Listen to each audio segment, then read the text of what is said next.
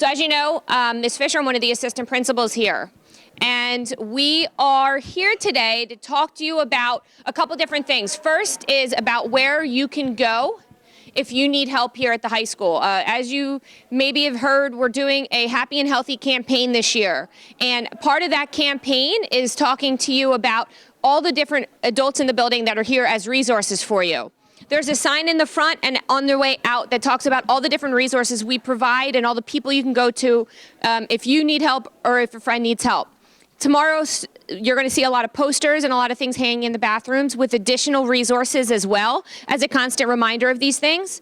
You're also going to see a lot of people wearing blue and purple t-shirts tomorrow. And we're hoping that you see all these people in these t-shirts are all resources for you. As an assistant principal, I'm certainly not a counselor or a therapist, but I can direct you to where you should be talking and who you should be going to based on the problems that you have. So you're going to notice that tomorrow in the hallways. You're going to see the signage, and we're really encouraging that you go to counselors, whether you or a friend is in need. And we'll explain all of that in those posters that you're going to start to see tomorrow in the hallways. Why you're here today in the library is to talk about smoking and vaping. It is an epidemic that is not just a problem or a concern for us at Lawrence High School, but across the country. And we're really lucky and fortunate to have great resources here to speak to you about some of the dangers of these things and a lot of the misconceptions and myths that are out there about vaping and smoking. So you're going to learn a lot today. I know that we have learned a lot through these presentations. We're excited for you to get to know that.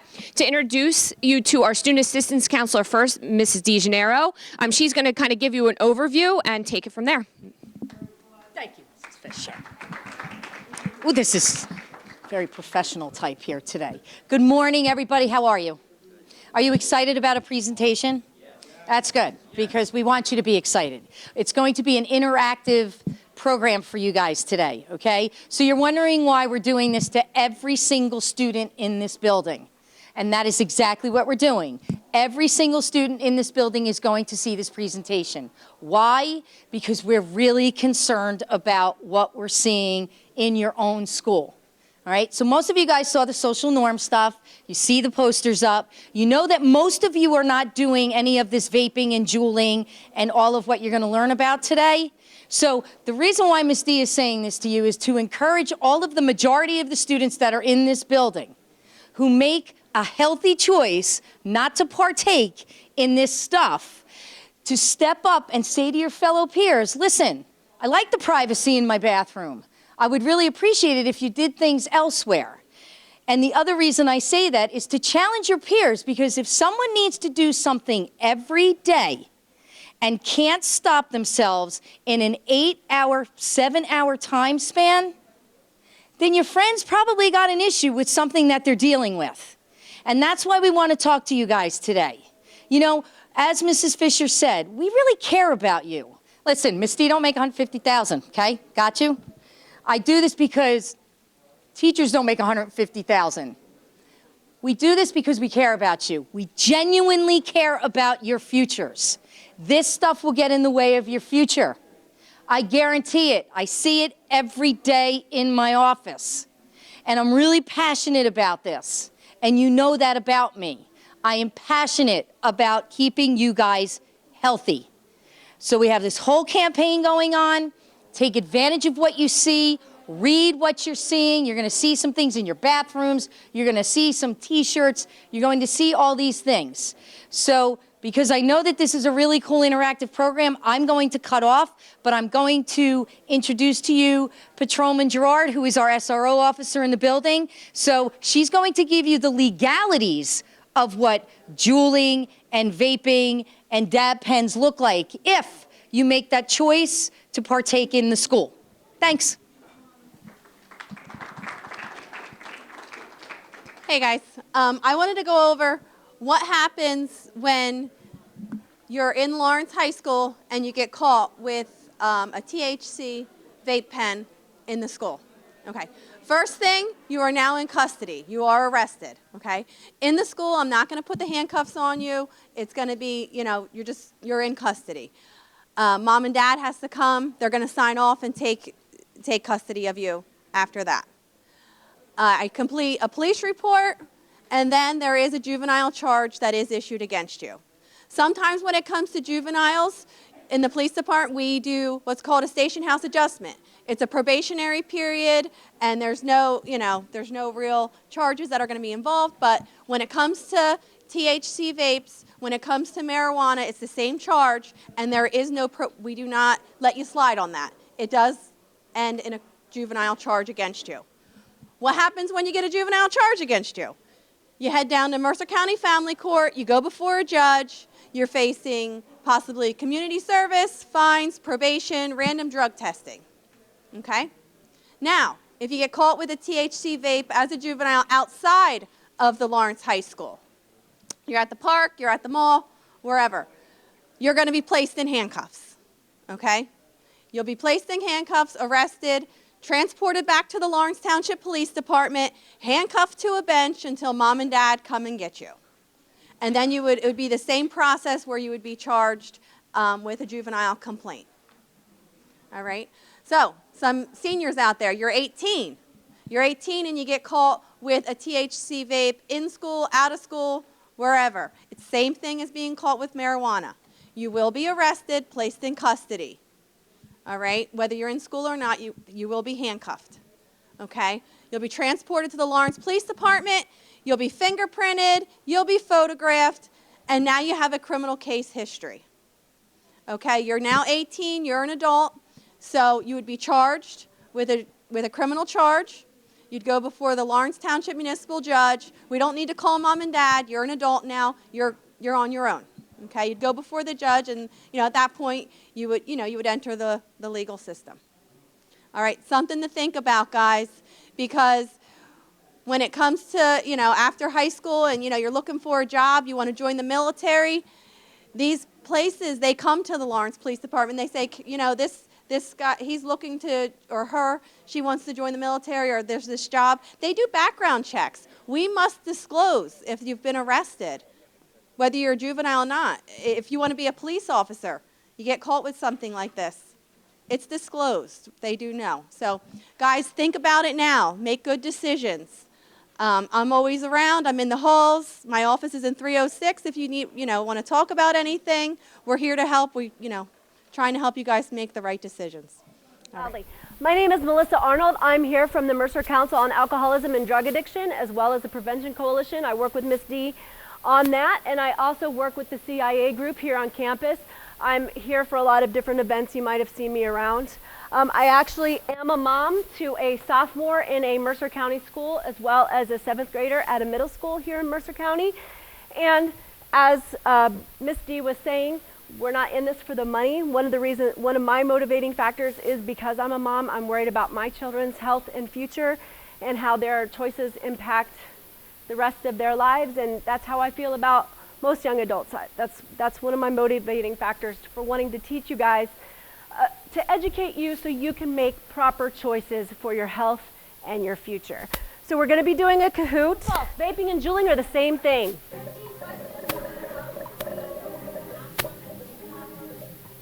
True or false?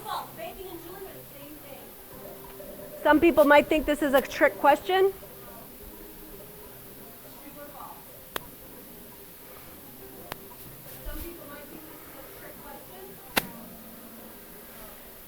Okay, by a slim margin, a majority of you got the correct answer.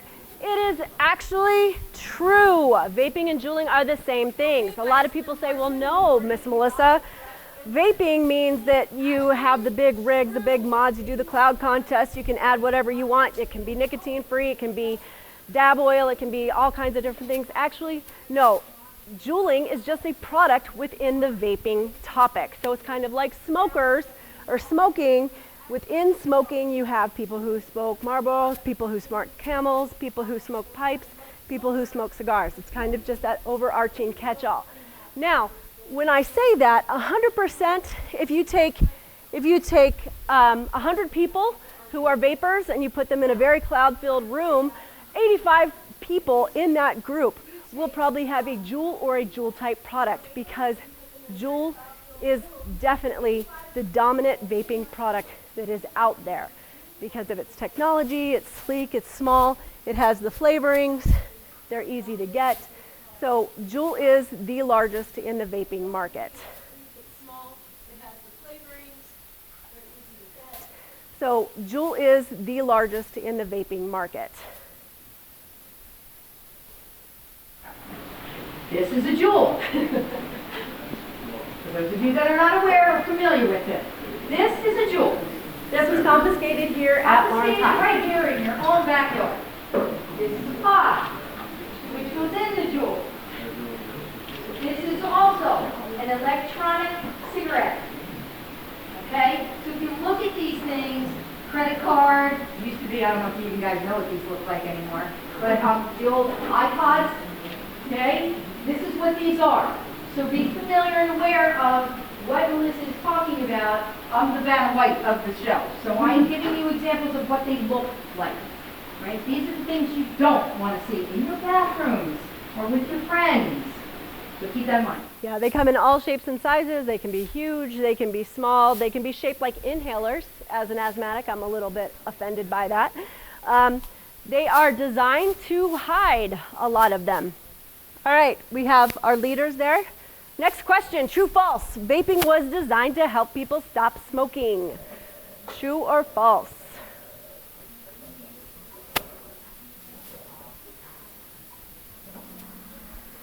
All right, good job. A vast majority of you got the correct answer. This is indeed true, especially with the Juul company. If you talk to the leaders of the Juul company, they said that their father was a chronic smoker.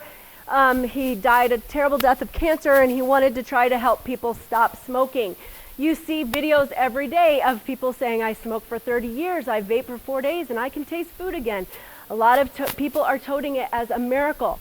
Now, while it has helped people stop smoking traditional cigarettes who were heavy smokers, in fact, right on the Juul box it says, this is for adult smokers only, we have actually noticed kind of a converse happening, and it hasn't exactly worked the way it was supposed to.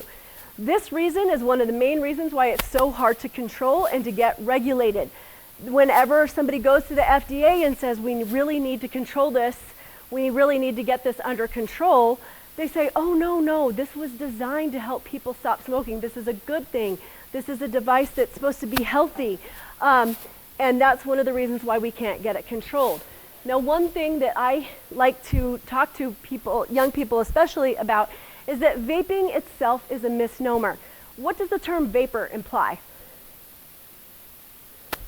Vapor. That it's made of what? Water. Very good. Very good.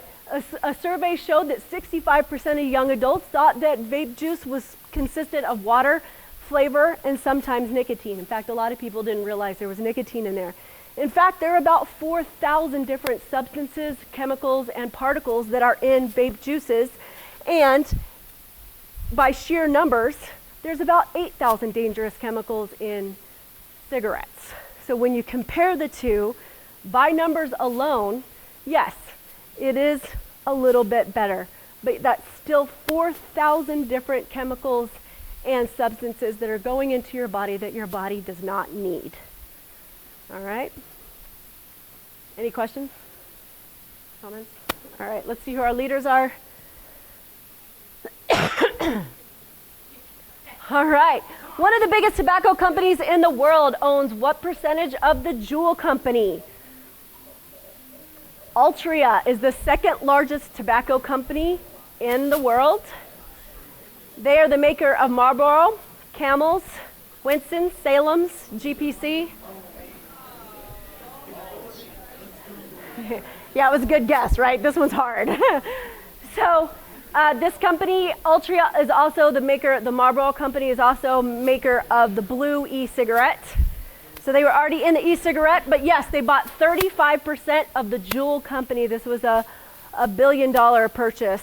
So now you're seeing 35% of the Juul company that's purported as this healthier product being owned by the tobacco companies, the big tobacco companies that have already proven in the industry that they do not have public health in mind. They were censured in the 90s. They had a huge education project that they had to do because it was found that they were hiding information about their products, the health and safety of their products. They were marketing and targeting to young adults, especially.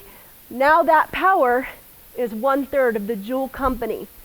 So one of the reasons why I put this kind of slide in there, and I have another one later, is because your generation is fantastic at using science properly. Your generation is one of the best to lobby our policymakers, especially about environmental change, and talk about how the science is there, why isn't anybody paying attention to this, as well as your generation is really good at talking about gun control and gun safety and using the data and the hard facts about that. But when it comes to personal health and facts about that, a lot of times young adults don't want to accept the science because they don't feel it applies to them. So I wanted to put this slide up here to show you the economic impact. If this is such a healthy product, why would Big Tobacco, who has proven that public health is not their #1 goal, why would they invest in a company like this? Because they know this is where the money is. They also know that middle schoolers, and we've even heard elementary schoolers on up, are into these products and they're starting to get addicted to the nicotine. So if they can get a customer at 12 years old, they have your money for 60 years. This was an investment in your futures. So that's one reason I like to bring that up. So now you have 1/3 of that company owned. That means they got their lobbyists who have been working with our policymakers for decades to protect their product. They've got their marketing, they've got their statistics, they've got a lot of those resources now, as well as the money and the name recognition. Quick story, just now, hot off the press. Okay, so I just talked to a student out in the hallway, and he told me that he's really concerned because his 2 brothers who are 13 years old are vaping. He found 2 Juuls on them this morning, and he said, I don't know what to do about this. And I said to him, are you a role model? And he said, I don't do that, Miss D. That's not my thing. Like, I don't use a Juul. I don't vape. So he's concerned about his older brothers. And the other piece of the puzzle is that's oftentimes how these young little ones are getting started, because their older siblings are also doing it. And sometimes the older siblings will say things like, here, try it, so you don't tell mom and dad. All right? What you're not realizing is that as an older brother or sister, you're now exposing them to a product that they can get addicted to, perhaps just like yourself. So you guys really need to think about the role modeling that you are for your siblings. You really have an impact on your younger brothers and sisters. Your opportunity and job, in my eyes, is to keep them healthy. Regardless if you are or not, if you are, keep it going as a positive role model. If you're not, show them the example of, this is where I am, and this is how hard it is for me to stop, because it's not easy, as Melissa just said. So I needed to share that. That was a story just this morning. You don't need that. She has all these hot off the presses stories. And all right, those are our leaders. All right, true false. In New Jersey, smoking and vaping are the same thing. Again, kind of a tricky question. Oh yes, true and false is not always the same. Sorry, guys. They want to make sure you're reading it. Sorry.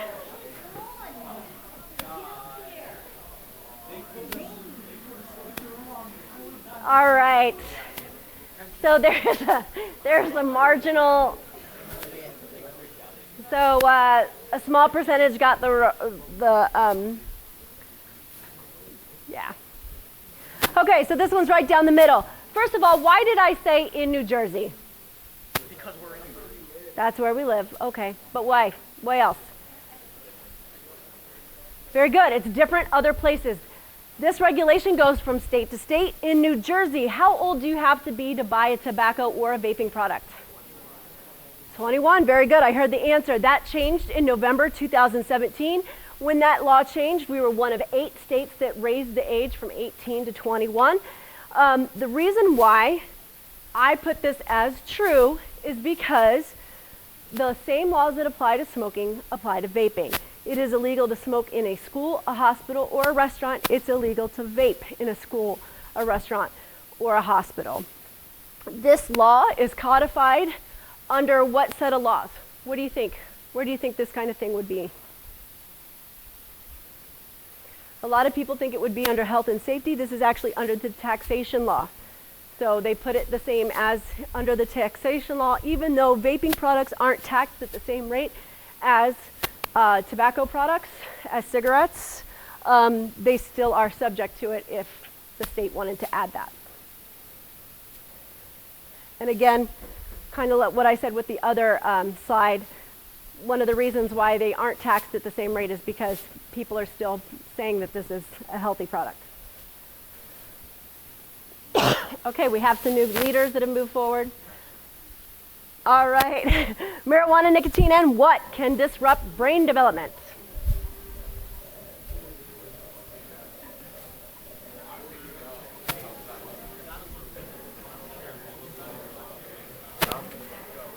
Now, this is not an exhaustive list. These are not the only three All right, most of you got it right. I did say there are some studies out there about sugar, but I haven't gotten into those yet. It's not my area. But definitely alcohol. Now, this is not an exhaustive list. Marijuana, nicotine, and alcohol are not the only three things that can curb your brain development, but these are some of the three most common that we're seeing with young adults. Now, how long does the human brain develop? To what age? 23, 25, 5 or 6? Huh? 20, 21? Well, most of the data used to point to 25. Recent reports have shown that male brains develop till about 26, 27. Female brains actually develop till about 31. Now, when I say frequent use of these as a young adult can have brain development, can disrupt brain development, I mean a couple of things. First of all, they found that users who frequently use, and again, that's more than 3 times a week, can lose up to 8 IQ points. That's especially true for marijuana. 8 IQ points that you can't get back. So that is something that has an impact on your future. The second one that I talk about a lot is that it can disrupt brain development in the way that your brain creates memory and creates communication within your brain. I'll use me as an example. So I've been up here for about 20 minutes now. You will have listened to me for about 45 minutes by the end of this presentation. The next time you see me, which is quite frequent, I come here a lot, your brain will automatically associate me with that woman who talks about alcohol and drugs. And it will also link any emotions you might have tied to that of, oh my gosh, this woman talks forever, or oh yay, I don't have to listen to my teacher this hour. So those things will create a communication in your brain to help build that memory in relationship to me. Now, when you add other substances, and we see this more with marijuana, it actually blocks that pathway from being created. So this is one of the reasons why marijuana users are portrayed as being dumb, forgetful, out of it, having bad memories. This is why, because they're kind of exacerbating the results of this. So this is one of the things that we talk about when we talk about young adults and brain development. Now, one of the reasons why I put alcohol there is that we see a lot of the most damaging effects of alcohol, especially in utero. When a mother drinks frequently, it can actually cause physical deformities to her child, as well as disrupt the brain development in utero. There are leaders. Put the cute cat. All right, 6 of 15. The most dangerous part of marijuana is?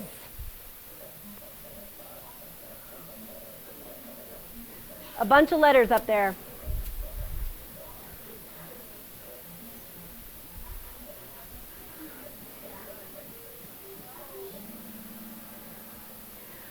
All right, a good majority of you got that THC or tetrahydrocannabinoids are considered the most dangerous part of marijuana.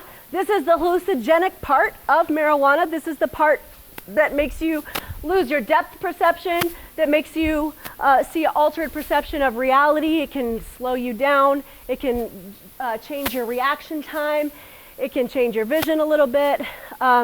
So THC is the part that gets you high. It's the more psychotropic part of the marijuana plant. Now, which part is considered the more medical side? Okay, I'm hearing it, CBD. Now, where can you get CBD? I heard pharmacy. Anywhere, absolutely, anywhere. You can get it at 7-Eleven, you can get it at bodegas, you can get it at pharmacies, you can get it in dog food, you can get it in hand lotion, you can get it in gummy bears. I've had at least 5 students during these presentations tell me that it's a hoagie haven. In New York, they have coffee shops that have coffee CBD. This is kind of touted as the drug of the future. It's supposed to help you sleep, it's supposed to help you relax. It's supposed to have all kinds of medical effects. You have probably seen the YouTube videos that have the person in an active seizure, and they rub some oil on his wrists and he kind of calms down. This is what they're saying it is. Now, we do not discount that there are some medical properties that need to be discovered in CBD. However, the research is just not there. Right now, it's being put forward as the new miracle drug, but the science just hasn't caught up to that yet. So one thing that I wanted to warn you about is these, these additives, when they have been tested by the Mercer County Prosecutor's Office, they have tested CBD products that say they have no THC in them. They've always had amounts of THC in them. So even though they're labeled as THC free, it doesn't mean they are. That's because they're not regulated. So that's why you can find CBD at 7-Eleven or at the corner store or in dog food.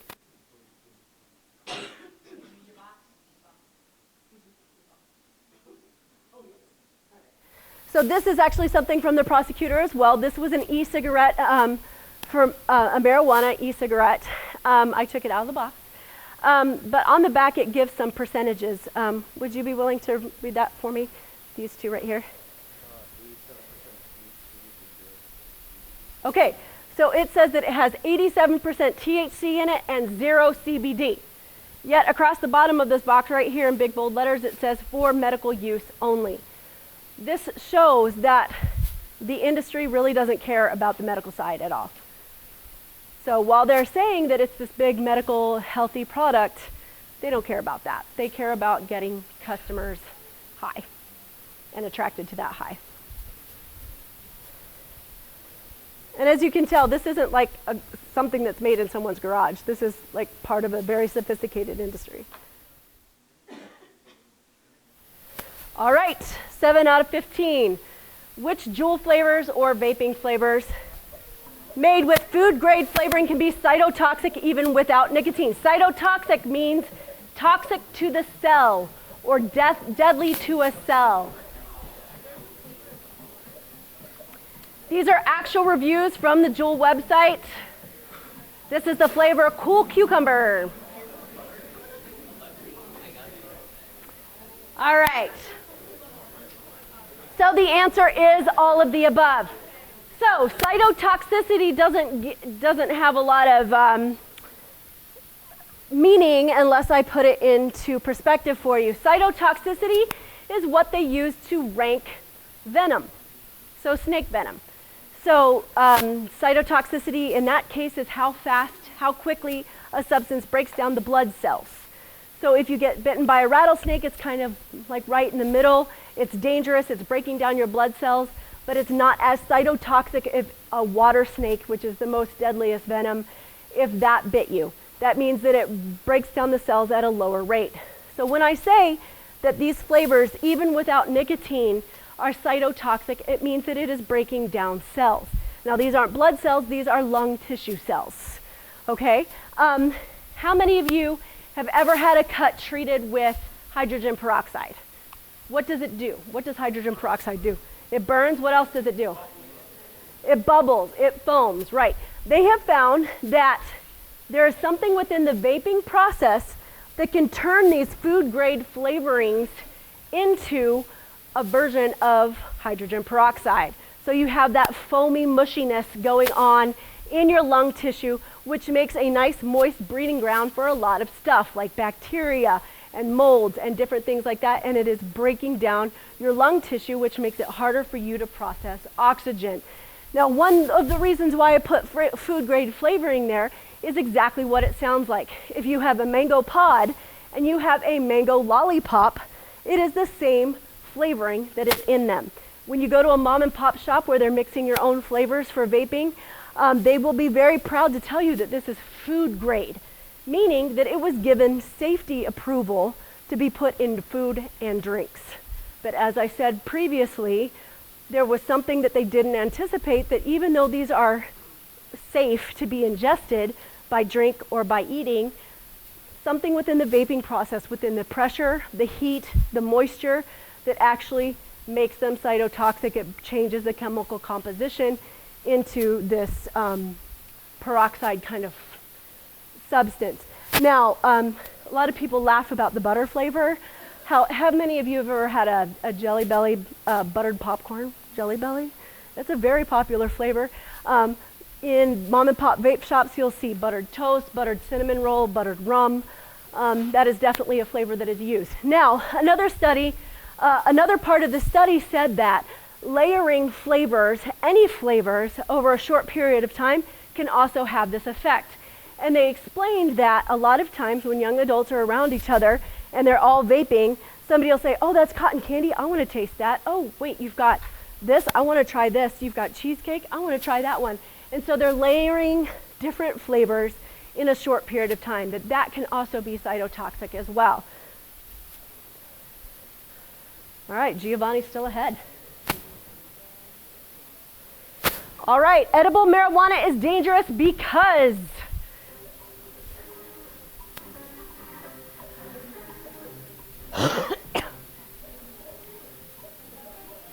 after you answer, make sure you look at my picture. That is an actual product.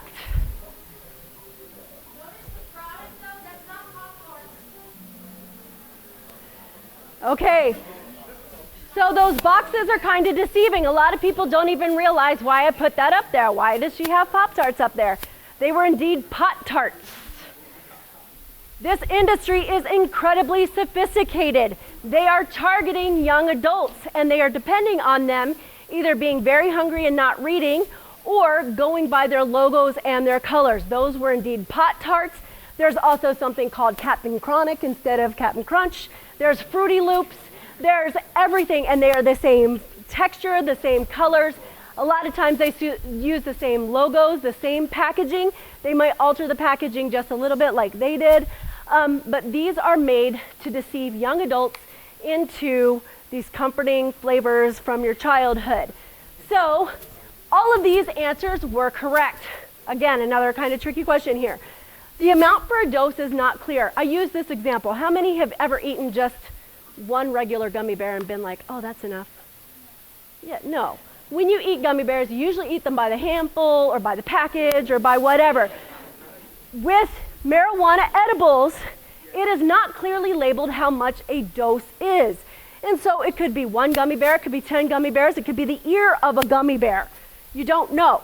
So a lot of times people overdose, and yes, I am using that word with a small O. When people hear overdose, they're like, oh, they obviously think of deadly results. But overdose truly means more than your body can process and handle without negative consequences. So a lot of people take more than they think. Another thing is it takes a while to feel the effects, so they take too much.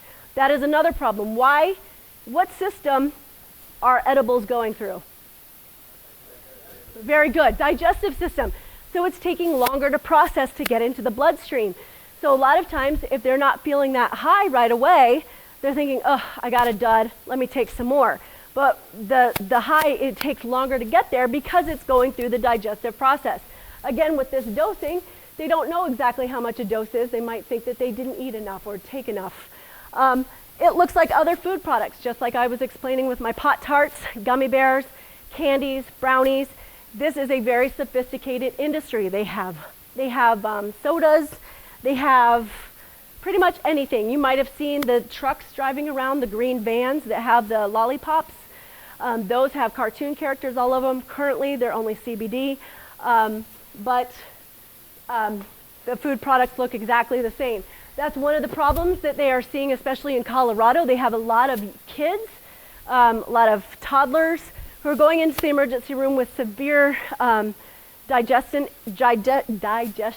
issues, dizziness, vomiting, those kind of things, because it looks so much like food. Again, Pop-Tarts, gummy bears, whatever.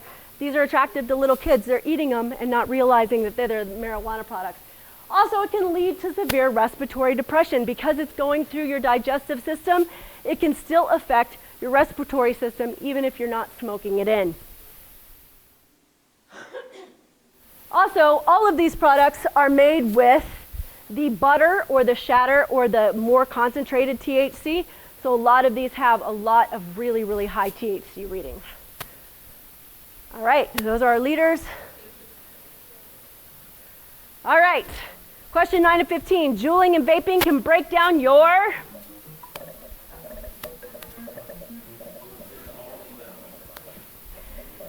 As I mentioned, I'm a mom. Patience is in short supply. I know it breaks down Miss D's patience when she catches people vaping and juuling in her school. I had to put that. Okay. A vast majority of you got the proper answer, which is immune system. Immune system, one thing they're seeing an uptick of in emergency rooms, especially with vapors, is pneumonia.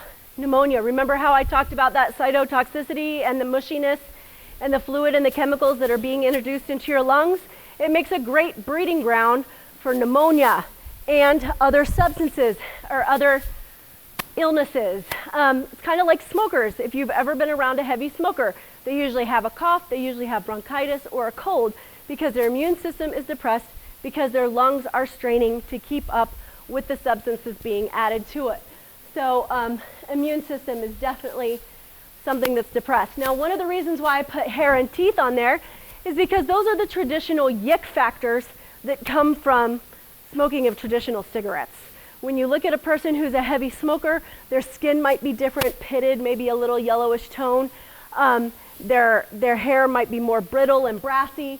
Their teeth are usually yellowed for heavy smokers. These are part of the yick factors that kind of help drive young adults away from smoking once the education campaigns kicked in from the tobacco company lawsuits. There's a lot of external yuck factors that come from tobacco smoking. My best friend, when her mother moved, her mother was a 2-pack-a-day smoker.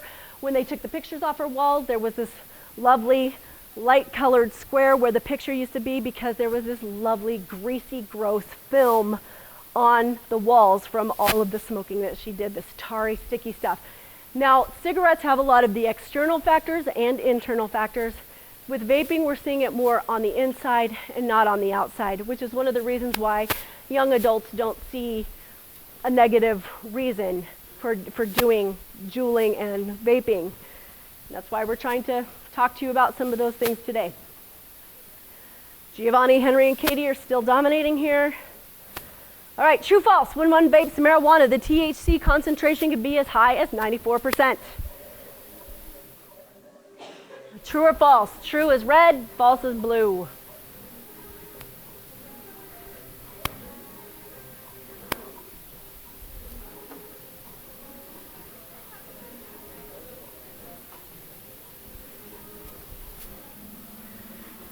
Okay, a majority of you got the right answer. So, when I put this into context, it's much easier to understand. This THC concentration of 94% is really terrifying, and this is why. When Grandma and Grandpa back in the 60s might have smoked some joints, their THC concentration was about 9 to 11%. Today, a joint on the street with strains and different hybridizations, the THC level is about 17 to 19% concentration. When you're going with the E and the vape and the dabbed products, this concentration can be as high as 94%. When you take a substance like pot that is 17 to 19% concentration and you bump it up to 94% concentration, you can say that it's pot, that it's weed, that it's devil's lettuce, that it's whatever, but those are two completely different products, and your body does not know how to handle one over the high concentration over the other. Now in Colorado, there's a new thing that has emerged in the emergency room. It's called hyperemesis cannabinosis. It is where you vomit uncontrollably. Yeah, for hours or days at a time. The people that they have pulled out of this said that they wish that they were dead. If you think about what it feels like to vomit once, imagine repeatedly doing that. And that is because their brains, the hippocampus in particular, has been just bombarded with these high THC levels over time, and that hasn't happened in a long time. So this has only been in like the last 8 years or so that these high THC concentrations have happened, and science wasn't anticipating this, these high concentrations and the bombardment of the frequency to the brain. And that doesn't sound like a very attractive result there. That's one of the reasons why we're so concerned about edibles and about vaping marijuana and the THC oils. All right, marijuana can cause more severe and earlier genetic mental health issues.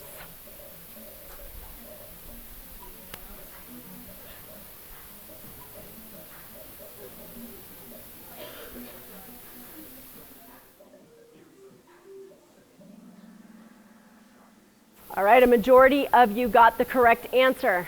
Now, this is, these are genetic predispositions to these mental health issues. Usually, there are treatable and common mental health issues in your genetic material, such as depression or anxiety.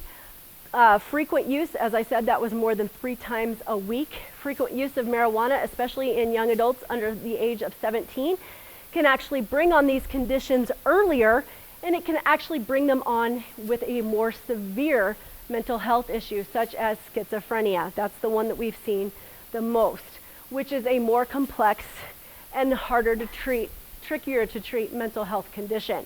So this is obviously something that we're very concerned about. It also can contribute, just like I said at the previous slide, to 8 IQ points and different perspectives in the brain development.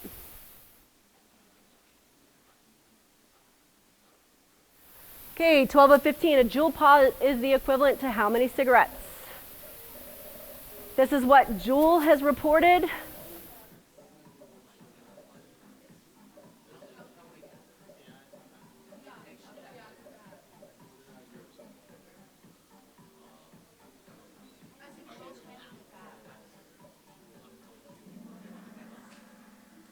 Okay, a majority of you got the correct answer that it is 20, or a pack of cigarettes, or the equivalent of 200 puffs of cigarettes.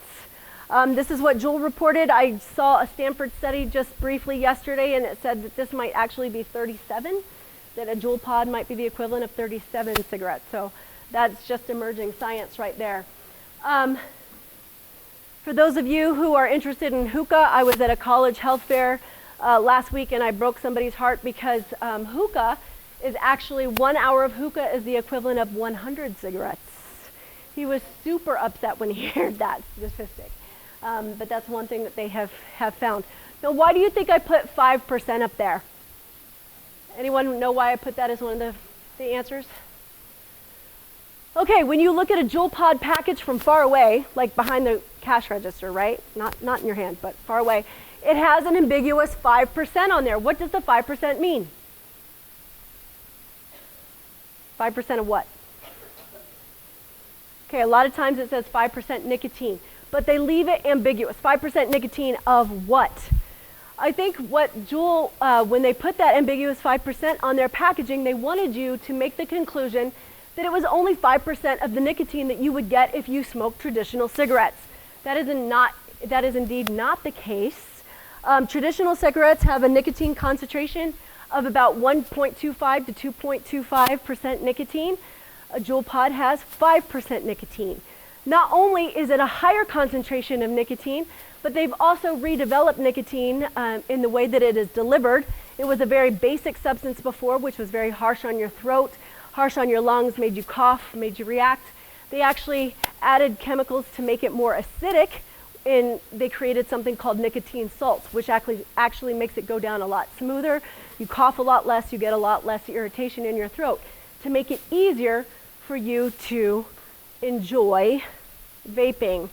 So that 5% means that it has a lot more nicotine. Nicotine is one of the most addictive substances in the world. Now, a lot of people react harshly when I say that because they're like, well, what about heroin? Like, that's the big thing that's happening right now in the US. Indeed, heroin is one of the most addictive substances as well. However, nicotine has proven to be faster. So you can be addicted to nicotine with one use even.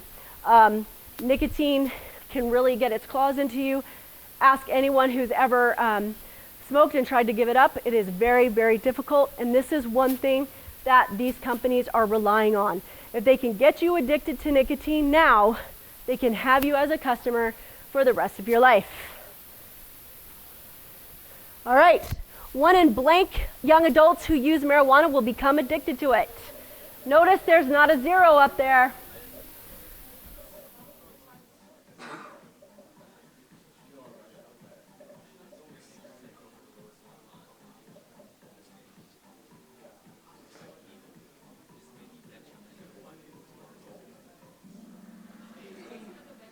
Okay, a slim majority got the right answer. It is 1 in 6. To put that in perspective, we have about 48 kids in here, 48 young adults, sorry. 48 young adults in here, that would mean about 8 of you would have a marijuana addiction. Again, I'm using that term addiction. A lot of people, as I said, are a little bit nervous about that term, but it truly means that your body or your mind has a physical dependence upon a substance. A lot of times, young adults are self-medicating a condition away using these kinds of substances. Alcohol, marijuana are two of the most common. They are feeling anxious. They want to escape. They want to calm down. They want to feel relaxed.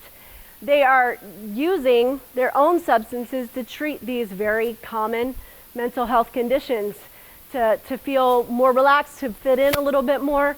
Young adults are using marijuana, and after a while, they're finding that it helps them feel normal, and they are, in fact, becoming addicted. It is an addictive substance. All right, we're almost done. True or false? Young people who vape have actually started to turn to actual cigarettes. They call these combustibles. Sorry, guys, false is red. Blue is true. Oh, smart there. I know, some people are getting tricked by that. Okay, a big majority of you got the right answer.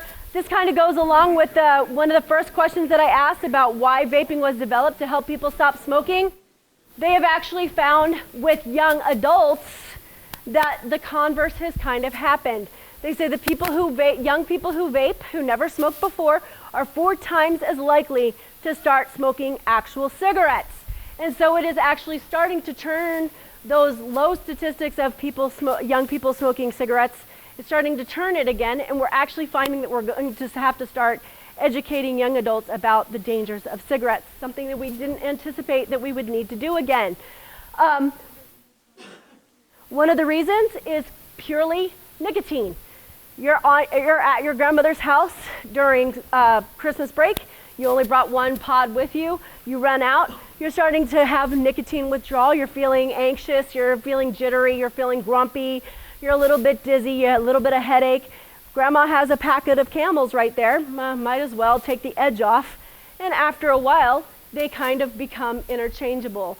You can kind of switch back and forth. And those yick factors that people used to have about cigarettes are kind of out the window because you want a place for your nicotine. And that's what we've seen, 4 times as likely. All right, last question. Altria, remember them, the 2nd largest tobacco company in the world? They now own how much of the world's largest marijuana supplier?